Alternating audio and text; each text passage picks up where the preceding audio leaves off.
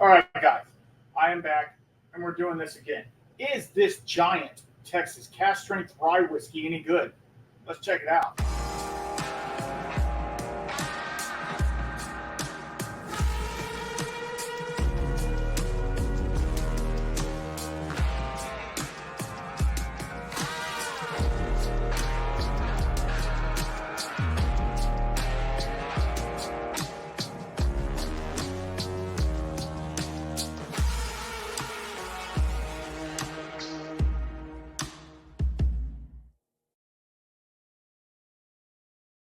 All right, guys, thanks for coming back. I'm going to be the first one to tell you that I have tried giant Texas whiskey in the past.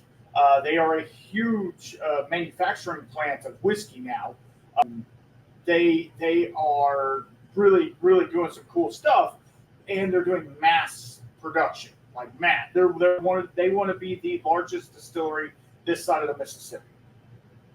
Are they? I don't know, but it's big. It's a massive place, and they're located in Houston. I got this bottle. I actually won this bottle, and I never opened it. It's from 2022.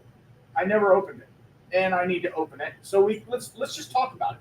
As you well know, I'm a Texas fan. I love everything Texas has. Let's pause for maybe. Good Lord. That's good. That's a good cork. I am a huge Texas whiskey fan. Let's see if this one holds up. Now this, let me get to my thing. Now this is 117.4 proof. It is cask strength rye whiskey. And there's the label again. You can't see it. It does say Dave Prickroll on it,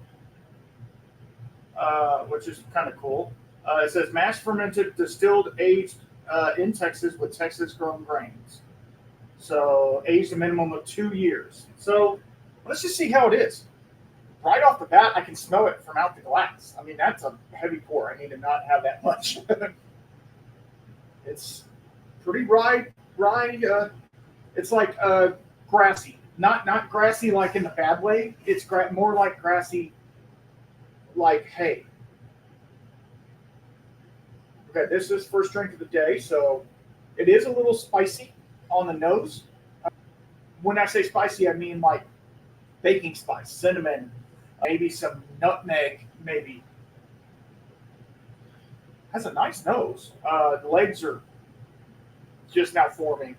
At 117, you definitely get some proof on it. Let's have a little sip. And see, when we drink it, the first sip, it goes all the way through. We just let it go. Don't really let it sit for too long. Hey, if you guys are liking any of this content, please make sure you follow, like, subscribe. It just helps the algorithm out a whole lot if you guys are following. Please do. If you need to get in contact with me, if you want to send samples, you want to do anything like that, whiskeyShamanPodcast@gmail. Let's go there. And you know where else to go if you want to help out other ways. Okay, let's get back into it. Now that we had a drink, burned our palate out. No, we didn't burn it out. Okay, so now it's the croutons. I'm getting croutons. Like, not buttery croutons. You know the croutons that maybe have, like, herbs on them. They're like a herbal crouton. It sounds good. Okay, let's go in for our second taste. I'm gonna let it sit in there for a second. So,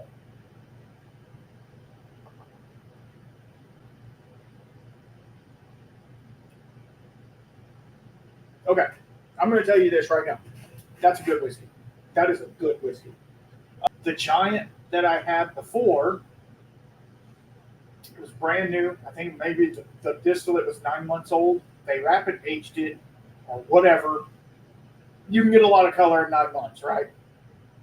This one's 2 years, minimum 2 years. The flavors on it are super good, and they just keep coming. Like right in the middle of my tongue, there's a spot where it's just like almost black pepper. but not like spicy, like harsh black pepper, like a black pepper. You know when you eat a pepper crusted steak and that piece of pepper just kind of sits there?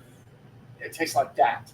But then it's also very smooth and creamy, and it has this. What is it? It's not dill. It's not anything like that. It does have some herbalness to it, some rye notes, but it's also very like sweet. It has a lot of sweetness. So I will look up the mash bill. Question mark. I will look up the mash bill for it and see what the corn content is. It doesn't taste like it has a whole lot of corn. Editing me will put it up here. Okay. Anyway, let's go back into it, and I'll give you a little bit of what I'm tasting.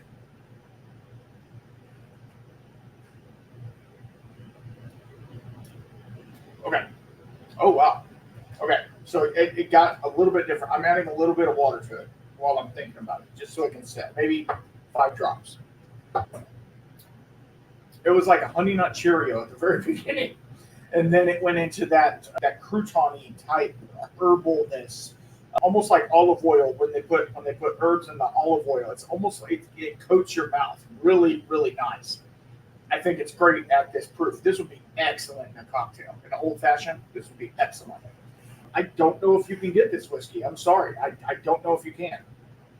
All right, adding a couple drops. It is black pepper. It is black pepper on the nose. It is so different. If you've had rye, you've had rye, right? No, that's not true. Texas grown rye. I don't know what type. Maybe a bruisey. Not that it matters. Not that you care.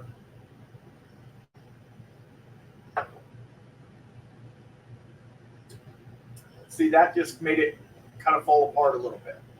Made it a little bit brittle. And of course, if I let it set for longer or something like that, it would probably help. But yeah, it kind of fell apart. I'm glad there was only a little bit left in the glass.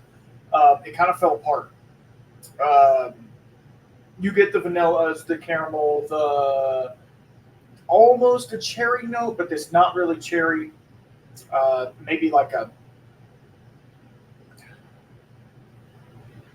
it's a stone fruit. Maybe it's not peach. Maybe plum. Maybe it's a plum. Anyway, but then with the water, it kind of fell apart a little bit. I might have, put in too much too fast or whatever. But I will say this. About the Giant Texas Cask Strength.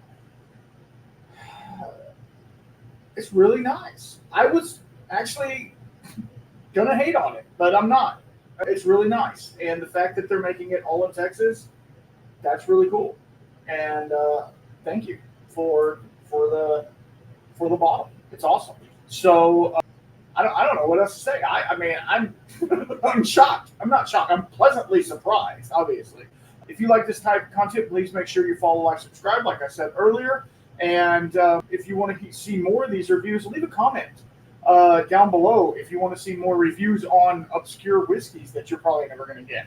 I don't know. If you're into that type of stuff. Not stuff. But I'm an idiot sometimes. I'm sorry. Until next time, keep your spirits up.